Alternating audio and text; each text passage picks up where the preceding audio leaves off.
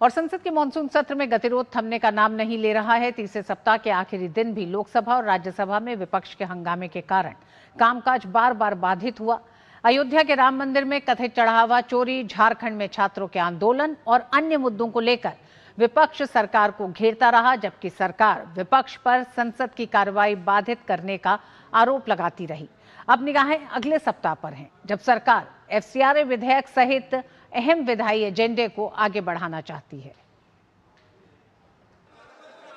संसद के मॉनसून सत्र के तीसरे सप्ताह में भी सत्ता और विपक्ष के बीच गतिरोध बरकरार है।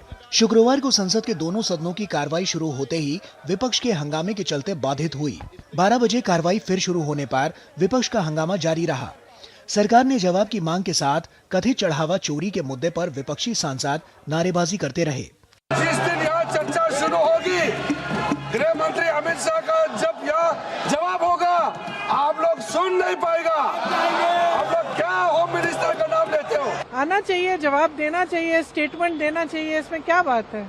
शोर शराबे के बीच दोपहर बाद सरकार ने सूक्ष्म लघु और मध्यम उद्यम विकास संशोधन विधेयक 2026 को लोकसभा से पारित करा लिया गया।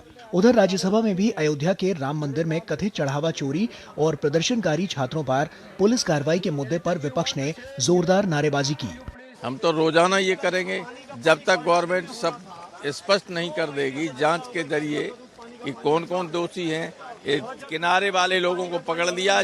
हंगामे के कारण पहले सदन की कार्रवाई पहले दोपहर 12 बजे तक के लिए स्थगित करनी पड़ी और दोबारा बैठक शुरू होने के बाद भी गतिरोध खत्म नहीं हुआ। ये सब भारत के संविधान की मूल भावना के खिलाफ है, आर्टिकल 75 के खिलाफ है। इनको सबको सदन में आना चाहिए और सदन में बुलाना पड़े इनको 15 दिन। जब होम मिनिस्टर अमित शाह जी बोलेंगे तो ये चुपचाप बैठ करके सुनना पड़ेगा, और ये सुन नहीं पाएंगे, भागेंगे, तो फिर ये जो इतने दिनों से जो हंगामा कर रहे इसके लिए माफी मांगना पड़ेगा। एक तरफ सदन की कार्रवाई इस सत्र में सुचारू तरीके से चल नहीं पा रही है। झारखंड में छात्रों के आंदोलन पर बीजेपी भी अब विपक्ष के दलों के रवैये पर सवाल उठा रही है। तो ये इसमें कितना बड़ा करप्शन हुआ है, कितनी माताएं ऐसी हैं जिन्होंने अपना गहना बेच दिया, कितने पिता ऐसे हैं जिन्होंने अपना जमीन बेच दिया, उसकी एक लिस्ट होनी चाहिए कि क्या क्या सितम जो है पिछले 7-8 साल से युवाओं और छात्र पर जो है कांग्रेस और जेएमएम ने, आरजेडी ने ढाया है। Our stand is very clear. Wherever students are doing genuine protests for their genuine issues, we will stand with them. That is what Rahul Gandhi told yesterday. सरकार की तरफ से दोनों सदनों में गतिरोध खत्म करने को लेकर पहल भी हुई है, लेकिन अब तक समाधान नहीं निकल पाया। देखना होगा अगले हफ्ते क्या गतिरोध खत्म होगा। सभी की नजरें गतिरोध टूटने और एफसीआरए विधेयक को चर्चा के लिए सदन में पेश किए जाने पर लगी रहेंगी।